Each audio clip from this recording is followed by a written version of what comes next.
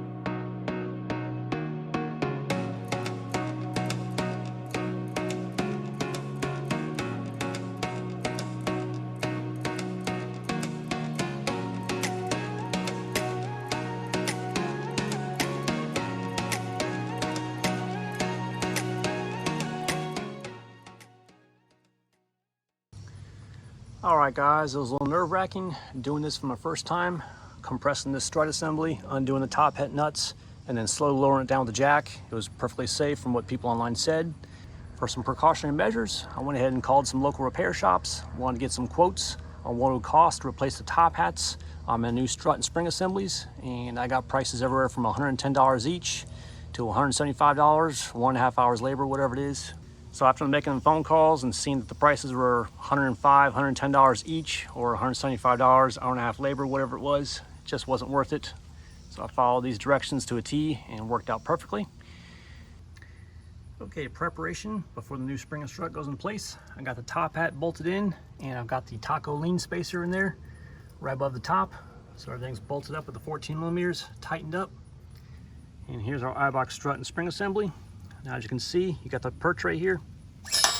I got this on the lowest notch right now. Now, I hear mixed reviews of height, and I'm aiming for 2 inches. So I believe this is a 2 inch right here, and this notch right here will be 2.5. And I don't think you want to go to the 3rd ring right there. That's going to be too harsh of a ride. So we're going to start with the lowest setting right here, put the spring perch down, and then we'll go ahead and get the spring set up. And then what we're going to do is we're going to take this assembly, and we're going to feed it from the bottom side around the sway bar up there, and I'm going to go ahead and bolt it in place on the bottom control arm. And I'm going to take my floor jack and I'm going to slowly raise it in place, and making sure the top of the strut goes to the top hat, and then I can go ahead and attach the rubber bushing, the metal plate, and the nut on top. So let's see if we can get this in successfully and take it from there.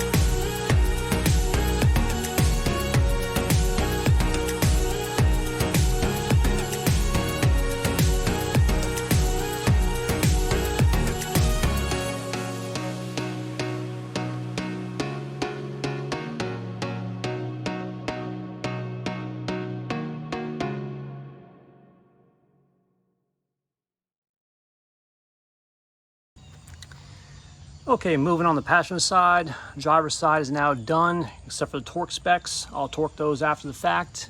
Now let me go ahead and show you exactly what I did for the other side. I need to go ahead and take the cotter pin and this nut right here off of this tie rod end, knock this out in position.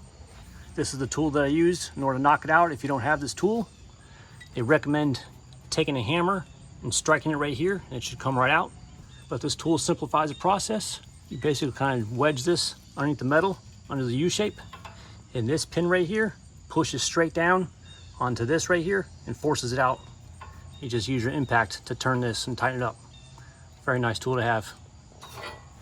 And the next step, go ahead and loosen the lower control arm bolt right here.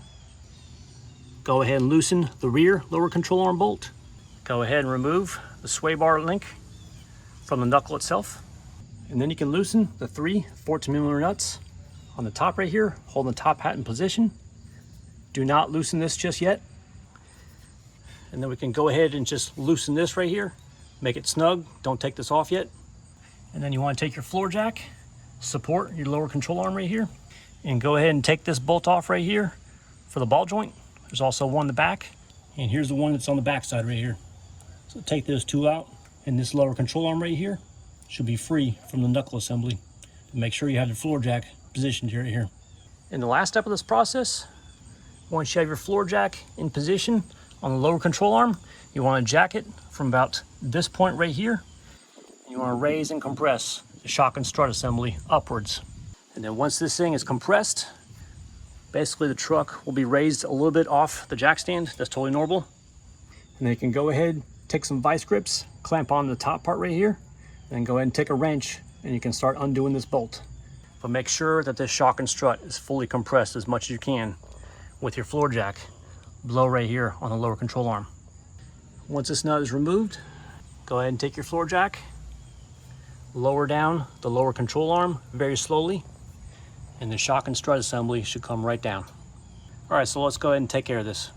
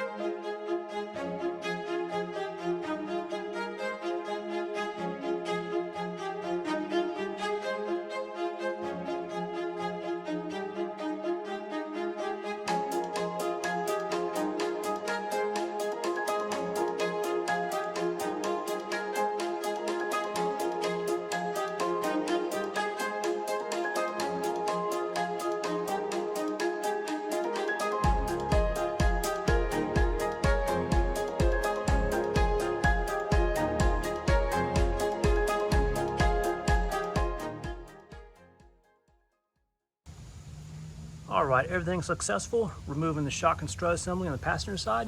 I'll just go over the bolts that I had to loosen up. obviously the very top nut of the strut assembly. Most importantly, once the jack compressed this lower control arm, you make sure that it is compressed, and then you can safely take off the top nut of the shock and strut assembly. Now the top strut mount or the top hat, you can actually leave this in place. There's no need to loosen those 14 millimeters right here. Moving on down the line, the sway bar in link, go ahead and take that out. And then the lower control arm front bolt was loosened, and the rear lower control arm bolt was loosened. And I put a Sharpie mark right there so I know my alignment specs so I can put this thing back together, even though a new alignment is going to be required since this lift is going in place. And surprisingly, I did not have to take this off, which is part of the steering assembly. And then I had to take off the 2 lower bolts that hold the ball joint in place, one in the front and one on the back side right there. And once the shock and strut assembly was lowered down, went ahead and took that bolt out as well. All right, on the Eibach strut assembly, we got these perches with these little rings. So the ring is on the lowest part right here, which is about 2 inch, middle is about 2.5, and I believe the top one's a 3-inch lift. So we're gonna stick with 2 inch right now. So I'm gonna go ahead and take the shock perch, put it on the right way. This right here is the bottom. You can see the ridges right there. There's your shock perch right there. That's where the spring sits on. And as far as this assembly right here, we're gonna go ahead and take this off because our factory top hat already has this rubber piece in place. So we're gonna use this piece, this top rubber piece, this top washer, and this new bolt. This will be omitted right here because the factory top hat already has this in place. And as far as the spring is concerned, the round part of the spring right here, that sits on the bottom shock perch. And this flat part right here is where it touches the top hat or the top part of the strut assembly. That's already mounted into the truck. And you wanna make sure that the bottom of the spring sits right here in this little groove right here. That's very important. So I'm gonna go ahead and take the spring, put it onto the strut assembly. We're gonna feed it into the truck, bolt it loosely in place, and then we'll go ahead and compress it and put the top nut in place. Let's go ahead and take care of this.